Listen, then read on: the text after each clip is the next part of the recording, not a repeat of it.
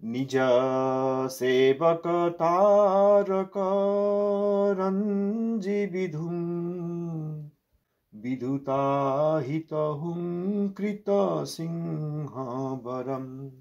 निज सेवक तारक रंजि विधुम विधुताहितहुं कृत सिंह वरम।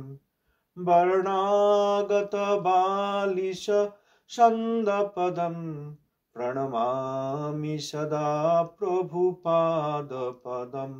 प्रणमामि सदा प्रभुपादपदं। प्रणमामि सदा प्रभुपादपदं। श्री गुरु महाराज जी की जय। दशमस्थान आचार्य वैष्णव वृंद की जय। गौड़ीय आचार्य भास्कर प्रभुपाद श्री शिल भक्ति सिद्धांत सरस्वती गोस्वामी ठाकुर जी की जय। श्रील गौर कृष्णदास भाजी महाराज की जय। श्री शिल सच्चानंद भक्त ठाकुर की जय। श्री रूपानुग आचार्य वृंद की जय। गौड़ीय आचार्य कुलोचनामणि शिल विश्वनाथ चक्रवर्ती ठाकुर जी की जय। আমরা শিল বিশ্বনাথ চক্রবর্তী ঠাকুর মহাশয়ের শ্রী ভক্তি রসামৃত সিন্ধু বিন্দু থেকে গতকাল যদ্দূর পড়েছি তারপর থেকে সাধন ভক্তি। সা ভক্তি সাধন ভক্তির ভাব ভক্তি প্রেম ভক্তির ত্রিবিধা। সাধন ভক্তি পুনর্বৈধি রাগানুগা ভেদেন দ্বিবিধা। এই সাধন ভক্তি আবার বৈধি ও রাগানুগা ভেদে দুই প্রকার। অন্যাভিলাষিতা শূন্যাদি শ্লোকে সামান্যাকারে যে উত্তমা ভক্তির লক্ষণ করা হইয়াছে, ইন্দ্রিয় ব্যাপার দ্বারা সাধনীয় সেই ভক্তির নাম সাধন ভক্তি। শ্রবণাদি ভক্তি অঙ্গ সকল অনুশীলনের অব্যবহিত পূর্বানুষ্ঠিত এইরূপ চেষ্টার নাম ইন্দ্রিয় ব্যাপার বা ইন্দ্রিয় প্রেরণা। যজ্ঞের নিমিত্ত যথা ঘৃত সমিদ কুশাদি আহরণ রূপ পূর্বানুষ্ঠিত ক্রিয়া যেমন যজ্ঞেরই অন্তর্ভূত, শ্রবণাদি সাধন ভক্তির অনুষ্ঠানের নিমিত্ত তাহার পূর্বানুষ্ঠিত ওই সকল ইন্দ্রিয় ব্যাপারকেও এ স্থলে সেইরূপ ভক্তিরই অন্তর্ভূত বলিয়া বুঝিতে হইবে। ভক্তি ভিন্ন কর্মজ্ঞানাদি অপর কোনো সাধনই যে ভক্তিকে আবির্ভাব করাইতে পারে না, পরন্তু ভক্তিই যে ভক্তি আবির্ভাবের হেতু, এ সিদ্ধান্ত সঙ্গত হইতেছে।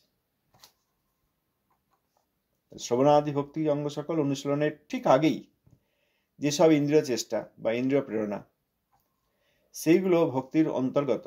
উদাহরণ দিয়ে বলেছেন, যদি কখনো যজ্ঞ করতে হয়, সেখানে যেমন ঘৃত সমিত কুশাদি এগুলো আহরণ অর্থাৎ এগুলো সংগ্রহ করতে হয়, তখনও যজ্ঞ শুরু হয় নাই, কিন্তু এইসব যজ্ঞের যেসব প্রয়োজনীয় দ্রব্য বা বস্তু সেগুলোকে সংগ্রহ করা হচ্ছে, আহরণ করা হচ্ছে, সেটাও যজ্ঞেরই অন্তর্ভুক্ত। সেরকম শ্রবণাদি সাধন ভক্তির অনুষ্ঠানের নিমিত্ত তাহার পূর্বানুষ্ঠিত ওই সকল ইন্দ্রিয় ব্যাপারকে স্থলে সেইরূপ ভক্তিরই অন্তর্ভুক্ত বলিয়া বুঝতে।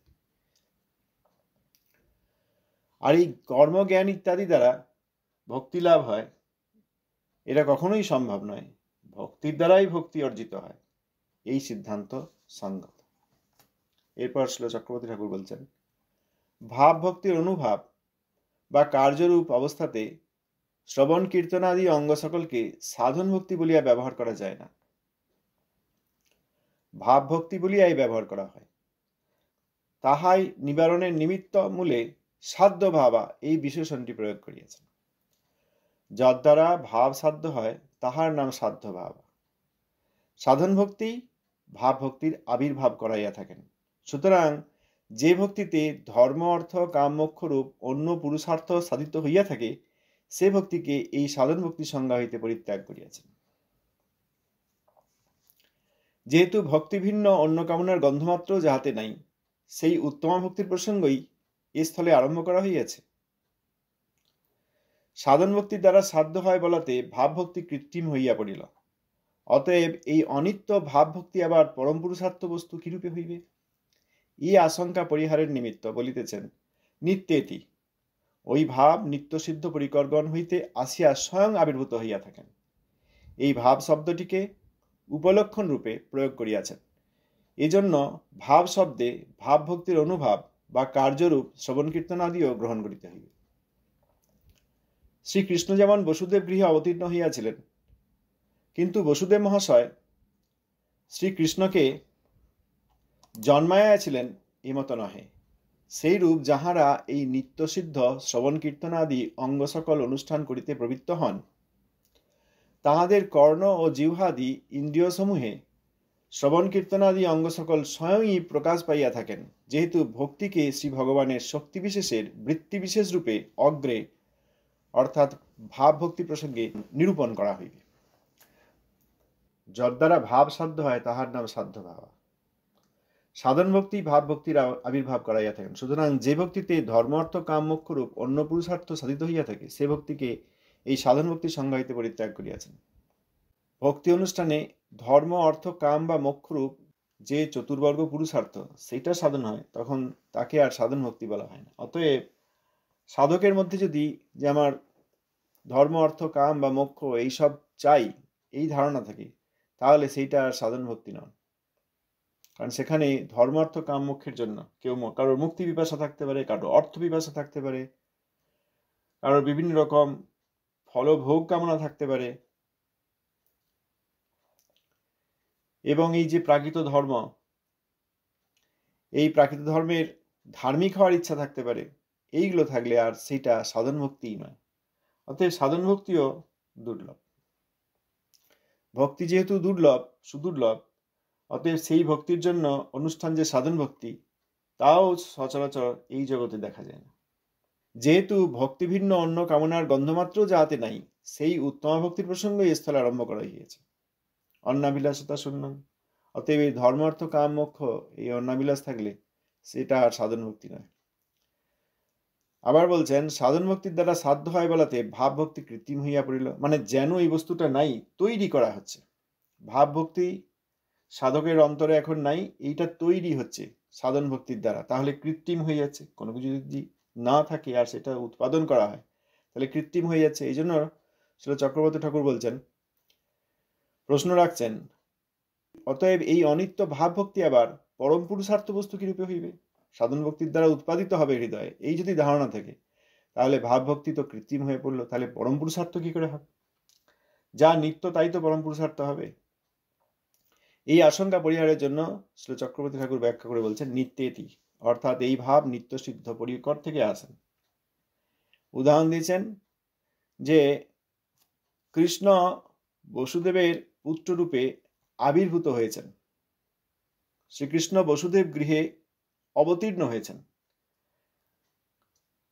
কৃষ্ণ নিত্য, তিনি ভগবান স্বয়ং,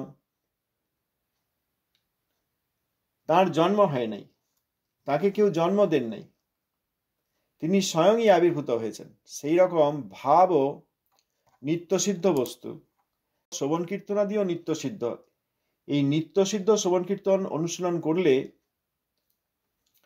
তাদের কর্ণ জিহ্বাদি ইন্দ্রিয় সমূহে শ্রবণ কীর্তনাদি অঙ্গ সকল স্বয়ংই প্রকাশ পেয়ে থাকেন। শ্রীল রূপগোস্বামীপাদ বলেছেন, অথ শ্রীকৃষ্ণ নামাদি ন ভবেদ গ্রাহ্য বিঞ্জয়ী।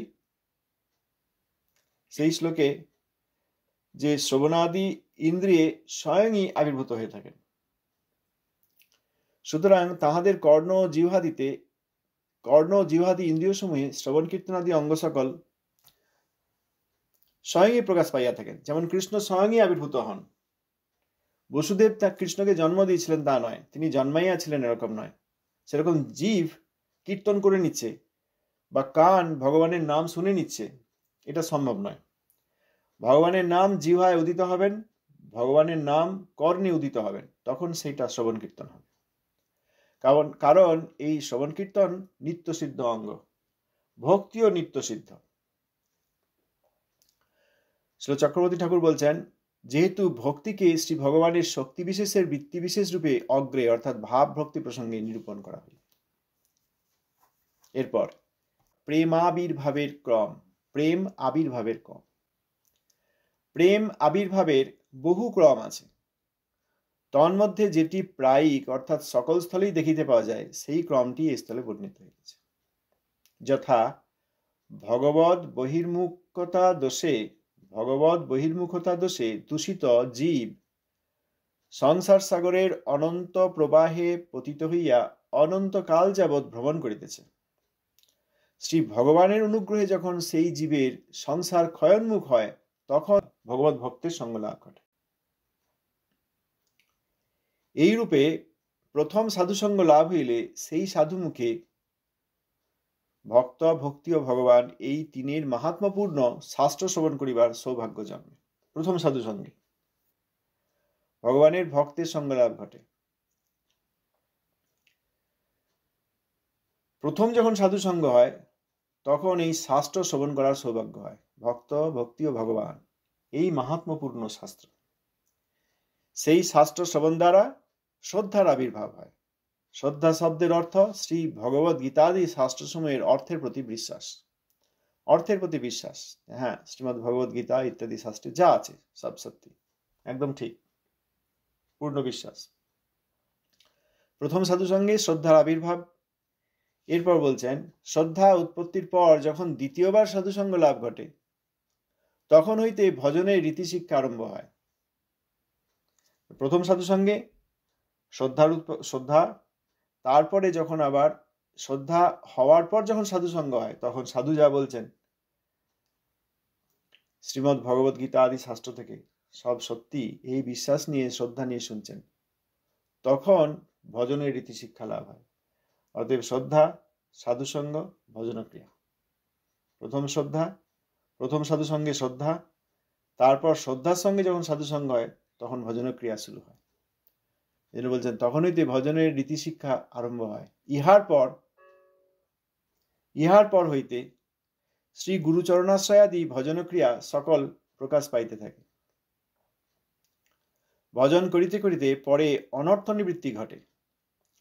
অনর্থ নিবৃত্তির পর নিষ্ঠা, অর্থাৎ বিক্ষেপ শূন্যভাবে সতত ভজনের প্রতি একাগ্রতা জন্মে। পরে রুচি অর্থাৎ লালসা উৎপন্ন হয়। অতঃপর আসক্তি প্রকাশ পায়। পূর্বোক্ত নিষ্ঠা হইতে আসক্তির ভেদ এই যে নিষ্ঠাটি বুদ্ধিপূর্বিকা, অর্থাৎ বুদ্ধিপূর্বক সতত ভজনে রত থাকার নাম নিষ্ঠা। আর আসক্তিটি স্বাভাবিকই, অর্থাৎ সাধক যে স্তরে পৌঁছিলে কোনো প্রকার যুক্তিবুদ্ধির অপেক্ষা থাকে না, নিরন্তর স্বাভাবিকভাবে ভজনে অভিনিবেশ উপস্থিত হয়, তাহার নাম আসক্তি। আসক্তির পর ভাব বা রতির আবির্ভাব হইয়া থাকে, অবশেষে প্রেম উদিত হয়। ইহাই সাধকগণের প্রেম আবির্ভাবের ক্রম। ভজনের 64 অঙ্গ। 1. শ্রী গুরুচরণে আশ্রয় গ্রহণ। 2. শ্রী কৃষ্ণ মন্ত্রে দীক্ষা গ্রহণপূর্বক শ্রী গুরুর নিকটে তদ্বিষয়ে শিক্ষাদি। 3. শ্রদ্ধাপূর্বক শ্রী গুরুদেবের সেবা। 4. সাধুগণের আচরিত পথের অনুসরণ। 5. ভজনের রীতিনীতি বিষয়ক প্রশ্ন। 6. শ্রীকৃষ্ণের প্রসন্নতা হেতু স্ত্রী পুত্র সম্পত্তি প্রভৃতির ভোগ ত্যাগ। 7. তীর্থবাস ও তীর্থ মাহাত্ম্য শ্রবণ। 8. যে পরিমাণে ভোজনাদি না করিলে ভজন নির্বাহ হয় না, সেই পরিমাণে ভোজনাদি করা। যারা শুষ্ক ফল্গু বৈরাগ্যের চেষ্টা করেন বা এই রকম বৈরাগ্য করতে পারেন, এরকম ব্যক্তির প্রতি আকর্ষিত হয়ে যান, তাদের জন্য এটা দেখা দরকার। যে পরিমাণে ভোজনাদি না করিলে ভজন নির্বাহ হয় না, সেই পরিমাণে ভোজনাদি করা, এটা যুক্ত বৈরাগ্য। ইনি খান না, উনি দিনে একবার খান, উনি শুধু জল খান, উনি একদিন পর পর খান, উনি এক সপ্তাহ পর পর খান, এইগুলো ভজনের লক্ষণ নাও হতে পারে। হ্যাঁ, যদি তার পক্ষে একবার খেলেই ভজন ঠিক মতো নির্বাহ হয়, যে দিনে একবার খেলেই ভজন ঠিক মতো নির্বাহ হয়, বেশি খেলে অসুবিধা হয়, তখন তিনি তাই করবেন।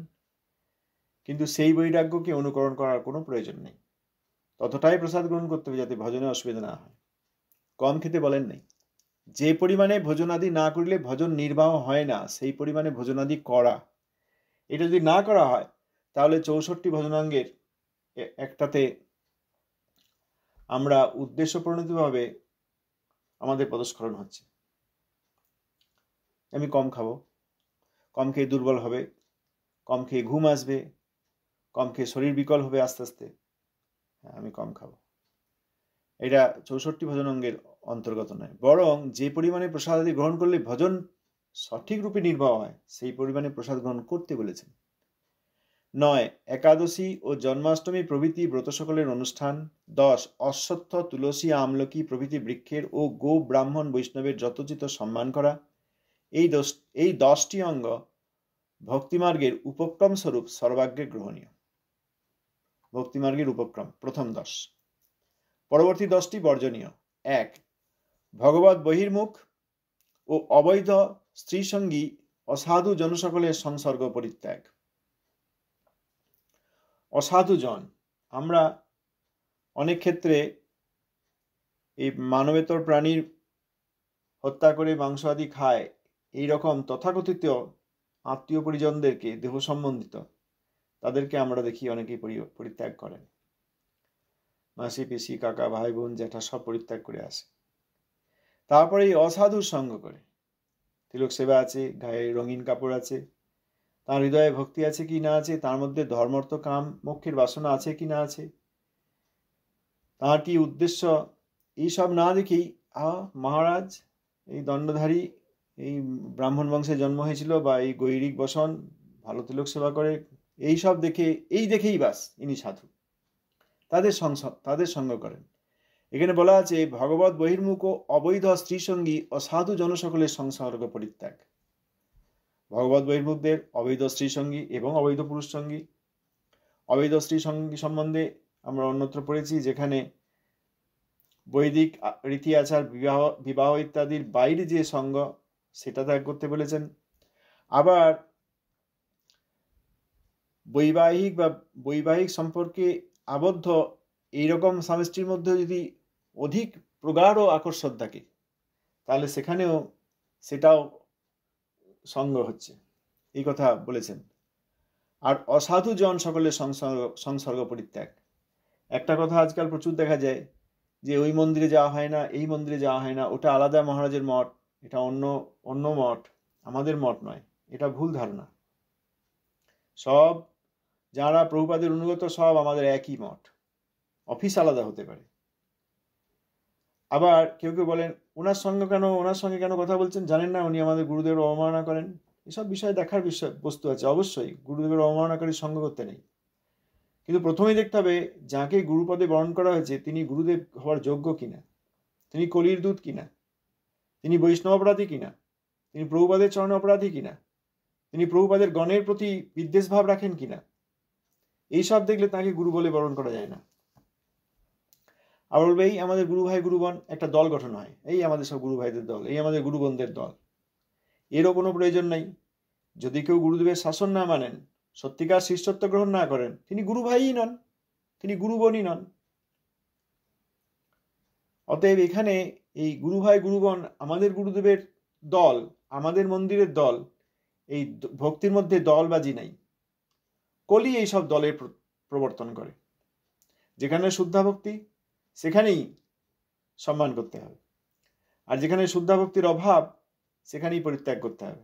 প্রয়োজন হলে যাকে গুরুপদে বরণ করা আছে তাকেও পরিত্যাগ করতে হবে।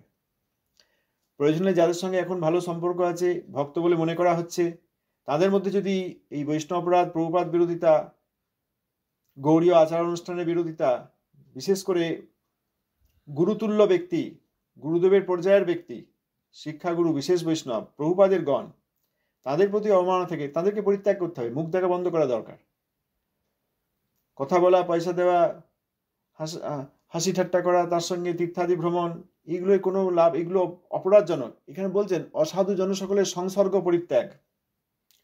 সংসর্গ পরিত্যাগ মানে কি? অসাধু জনসঙ্গ মানে কি? এই ধরনের অসাধু যারা শুদ্ধ বৈষ্ণবের অবমাননা করেন কোনো না কোনো ভাবে, শুদ্ধ বৈষ্ণবের অবমাননাকারীর একটা দল তৈরি হচ্ছে বিভিন্ন জায়গায়, দলে দলে সব শুদ্ধ বৈষ্ণবের অবমাননা করছে না? এগুলো দেখিয়ে দিলেও তো কেউ মানতে চাইছে না। সেই সব সংসর্গ পরিত্যাগ করতে পারছে না। এই 10টি বর্জনীয়ের প্রথমেই এইটা, অসাধু জনসকলের সংসর্গ পরিত্যাগ। মাছ মাংস খায়, সম্পর্কে আত্মীয় রক্তের সম্পর্কে, তাদেরকে পরিত্যাগ করা তো সহজ, বোঝা যাচ্ছে এরা মাছ খায়, মাংস খায়, একাদশী করে না, ভগবানের ভক্তি নেই, কীর্তনাদি করে না, হ্যাঁ খুব সহজ। কিন্তু অসাধু জন, যাদেরকে সাধু বলে এতদিন মনে করা হয়েছে, তাদের সঙ্গ ত্যাগ করতে পারছে না। এই জন্য ভক্তিতে এক পা এগোনো যাচ্ছে না। তাদের সঙ্গে হরিকথা শোনা হচ্ছে, তাদের সঙ্গে হাসি ঠাট্টা করা হচ্ছে, তাদেরকে গিয়ে প্রণাম করা হচ্ছে, তাদেরকে গিয়ে পয়সা দিয়ে দেওয়া হচ্ছে সেবার নামে, তাদের কাছ থেকে হরিকথা শোনার নামে সর্বোচ্ছিষ্ট পয়োজ্যথা পান করা হচ্ছে। এইসব করলে কি করে ভজন হবে? কোনোদিনই ভজন সম্ভব নয়। ওই জন্য ভজন হচ্ছেই না। এই নাম কীর্তনের অভিনয় বাইরে করা হচ্ছে, আর যখন কোনো জাগতিক সমস্যা আছে তাতে একদম হেলে পড়ছি, তাতে আর ভজনের পথে থাকতেই পারছি না। এই অসাধু জনসকলের সংসর্গ পরিত্যাগ, শ্রী ভক্তিবিনোদ ঠাকুর মহাশয় বলেছেন, বিচার করে সিদ্ধান্ত করে অসাধুগণের সঙ্গ ত্যাগ করবেন এবং সাধু সঙ্গ গ্রহণ করবেন। বিচার করে, সিদ্ধান্ত করে যে হ্যাঁ ইনি সাধু না ইনি অসাধু, এনার এই ব্যবহার, এনার এই কথাবার্তা, এনার কৃষ্ণৈক্য স্মরণতার অভাব, ইনি সাধু না অসাধু, এটা বুঝে তাদেরকে সিদ্ধান্ত করে পরিত্যাগ করতে হবে। সিদ্ধান্ত করে না অনেক সময় বাড়িতে, যে আচ্ছা এই লোক আমাদের এই অবমাননা করছে, যখন রাস্তায় দেখা হবে কথা বলবে না, এটা সিদ্ধান্ত হলো বাড়িতে। এখনো তার সঙ্গে দেখা হয় নাই, আগে হয়েছে, আবার দেখা হওয়ার সম্ভাবনা রয়েছে। তখন পরিবারে একটা কথা হয় যে ইনি আমাদের এরকম ভাবে অবমাননা করছেন, এরকম অসুবিধা করেছেন, এনার সঙ্গে কথা বলবো না আমরা কেউ, ইনি কথা বললেও আমরা বলবো না, এনার সঙ্গে আমাদের কোনো যোগ নেই, কোনো বিষয়ে কোনো অনুষ্ঠানে আমন্ত্রণ করার কোনো প্রয়োজন নেই, কোনো সম্পর্কই নেই। এটা সিদ্ধান্ত করে করা হয় পরিবারে, জাগতিক। এই সাধু সঙ্গের বিষয়ে শ্রী ভক্তিবিনোদ ঠাকুর মহাশয় তাই বলেছেন, সিদ্ধান্ত করিয়া অসাধু সঙ্গ ত্যাগ এবং সাধু সঙ্গ করিবেন। সিদ্ধান্ত আমরা করছি না, বাড়ি থেকে বেরোচ্ছি, যা মনে হচ্ছে তাই করছি। এইভাবে মনোধর্মের দ্বারা অসাধু সঙ্গ করলে কখনো ভক্তি অনুষ্ঠান হয় না। এদিকে শ্রবণ কীর্তনের অভিনয় করছি, তীর্থযাত্রা যাচ্ছি, প্রণামী দিচ্ছি, লোকের কাছে সুনাম নিচ্ছি, আর অসাধু জনের সংসর্গ ত্যাগ করতে পারছি না। বুঝতে পারছি এনারা অসাধু, এনারা প্রভুপাদের অবমাননা করেন, প্রভুপাদের কোনো গণের অবমাননা করেন, প্রভুপাদের কোনো শিষ্যের অবমাননা করেন, তাদের সঙ্গে সম্পূর্ণরূপে পরিত্যাজ্য। কিন্তু এই সামাজিক কারণে বা ব্যবহারিক কারণে বা ব্যক্তিগত সম্পর্কের কারণে তাদেরকে ত্যাগ করতে পারছেন। এখানেও তো ছিল চক্রবর্তী ঠাকুর 10টি বর্জনীয়, 64 অঙ্গের মধ্যে 10টি বর্জনীয়, প্রথমেই সেটা বলেছেন অসাধু জনসকলের সংসর্গ পরিত্যাগ। এইটা প্রথমেই না, অসৎসঙ্গ ত্যাগ এই বৈষ্ণব আচার, প্রথম হচ্ছে অসৎসঙ্গ ত্যাগ। এখানে সেই জন্য 10টি বর্জনীয়ের মধ্যে প্রথমেই অসৎসঙ্গ ত্যাগ। যদি যার কাছ থেকে দীক্ষা নেওয়া হচ্ছে বোঝা যায় তিনি একজন অপরাধী, বৈষ্ণব অপরাধী, তাকেও পরিত্যাগ করার কথা আছে। ব্যবহারিক সম্পর্ক, পাড়ার লোক, ওই মন্দিরের খুব প্রভাবশালী ব্যক্তি, তাদেরকে কি করে ত্যাগ করি, এই চিন্তা করলে কি কখনো ভজন হয়? সময় আছে নাকি আমাদের? 2, বহু শিষ্য ও অনধিকারী শিষ্য না করা। 3, যাহাতে ভজনের বিঘ্ন জন্মায় এরূপ বিরাট ব্যাপারাদির অনুষ্ঠান বর্জন। শ্রী ভক্তিবিনোদ ঠাকুর মহাশয় বলেছেন যে মায়াপুরে খুব উৎসব, বিরাট কিছু করা, ধুমধাম করা মহাপ্রভুর অভিপ্রেত নয়। যারা করছেন তাদের এটা বোঝা দরকার। আর প্রভুপাদ বলেছেন ধুমধাম প্রিয় বহির্মুখ লোকজনকে গৌড়ীয় মঠে আকর্ষিত করার জন্য গৌড়ীয় মঠে উৎসবাদির ব্যবস্থা। আবার এক জায়গায় আছে, যে কাজ করতে গেলে সহজে করা যায় না এবং অন্যের সাহায্য নিতে হয় এবং অন্যের সাহায্য সহজে পাওয়া যায় না, সেই কাজ থেকে বিরত থাকা উচিত। আর একটা ঘট করতে হবে কি, আর একটা মন্দির করতে হবে কি, একটা বড় উৎসব করতে হবে, একটা বড় স্টেজ করতে হবে, শ্রী ভক্তিবিনোদ ঠাকুর মহাশয় উদাহরণ দিয়ে বলে দিয়েছেন যে এইসবের প্রয়োজন নেই। যদি সামর্থ্য না থাকে এবং তার জন্য অন্যের উপর নির্ভর করতে হয় এবং অন্যের কাছ থেকেও সহজে পাওয়ার উপায় থাকে না, তখন এইগুলো ভজনের বিরোধ। কিন্তু আমরা বড় করে একটা উৎসব দিয়ে দিলে বোধহয় বিরাট কিছু হয়ে যাবে। বাড়িতে বেশ অনেকজনকে ডেকে এনে এদিক থেকে একজন, ওই দিক থেকে একজন, ওই ধাম থেকে একজন, তাদের মধ্যে বৈষ্ণবতা আছে না বৈষ্ণব বিরোধিতা আছে না বৈষ্ণব অপরাধী, সেসব দেখা হচ্ছে না। অনেক দিনের বৈষ্ণব সাদা বাবাজি বেশ পড়ে আছে বা গৈরিক দণ্ড ধরে আছে, হ্যাঁ অনেক দিনের বৈষ্ণব ভালো বক্তৃতা দেয়, চারিদিকে অনেক লোক তাকে ঘিরে থাকে, অনেকে শিষ্যও হয়েছে, চলো ওনাকে আবার বাড়িতে রেখে উৎসব দিয়ে দিই। বৈষ্ণব দেখছেন না, এতে কখনো ভগবত ভজন হয় না। এরপর বহু শাস্ত্রের অভ্যাস, ব্যাখ্যা ও বিবাদ আদি পরিত্যাগ, ব্যবহারে কৃপণতা ত্যাগ, শোক ও ক্রোধাদিতে অভিভূত না হওয়া, অন্য দেবতার প্রতি নিন্দা ও অবজ্ঞা ত্যাগ, কায়মনোবাক্যে প্রাণী মাত্রে উদ্বেগ না দেওয়া, সেবাপরাধ ও নামাপরাধ সকল ত্যাগ, গুরু কৃষ্ণ ও ভক্ত সম্বন্ধে নিন্দাদি সহ্য না করা। আমরা তো নিন্দাদি সহ্য করছি, যারা নিন্দা করেন তাদের সঙ্গে ব্যবহার করছি, যারা নিন্দক, যারা অপরাধ, শুদ্ধ বৈষ্ণবের যারা অপরাধী। এইটা বললে হবে না যে কেউ বলতে পারেন ও উনি আমাদের গুরুদেবের বিরোধী, ও ওনার ওই মঠটা আমাদের গুরুদেবের বিরোধী। প্রথমে দেখুন তাহলে তারা সত্যিই সদ্গুরুর চরণে অপরাধী, না তারা শাস্ত্র বিচার অনুসারে শুদ্ধ সাধু সঙ্গ করতে গিয়ে অসাধুকে ত্যাগ করছেন, এটা তো দেখতে হবে। যাকে গুরুদেব বলে অনেকে বরণ করেছেন, শাস্ত্রের সঙ্গে তার ব্যবহার মিলছে কিনা তো আগে দেখতে হবে। যদি শাস্ত্রের সঙ্গে না মেলে তাহলে তো সব শুদ্ধ ভক্তই তাঁর বিরোধিতা করবে, সব শুদ্ধ ভক্ত এইরকম অসৎ গুরুর বিরোধিতা করবে। তাই বলে অসৎগুরু শিষ্য বলতে পারবে না যে এটা আমাদের দল, ওনারা আমাদের কেন অসম্মান করছেন, কেন আমাদের গুরুদেবের অসম্মান করেন। দেখা যাবে সব শুদ্ধ ভক্ত করছে, শাস্ত্র সেই গুরুর বিরোধিতা করছে। কারণ এই শাস্ত্র বিরোধিতা করছে মানে গুরু সেই শাস্ত্রের বিরোধিতা করেছেন, অতএব শাস্ত্রের সমস্ত কথা সেই অসৎ গুরুর বিরুদ্ধে যাবে। অতএব এখানে আবারও এই দল করা যায় না। গুরু কৃষ্ণ ভক্ত সম্বন্ধে নিন্দাদি সহ্য না করা। এখানে দেখতে হবে যে শুদ্ধ বৈষ্ণবের কেউ নিন্দা করছেন কিনা। নিন্দা করলে তার মুখ দেখা অপরাধ। যেমন পাপীর মুখ দেখা উচিত নয়, কিন্তু তাতে সামান্যই খারাপ ফল হয়। এই বৈষ্ণব অপরাধীর সঙ্গে সম্পর্ক করা আর তাদের সঙ্গে সম্বন্ধ রাখার তুলনায়। যার সময় হয়ে গেছে, আপনাদের চরণে ধন্যবাদ। বাঞ্ছা কল্পতরু পতিতানাং পাবনেভ্যো বৈষ্ণবেভ্যো ধন্যবাদ। জয় নিতাই, জয় প্রভুপাদ।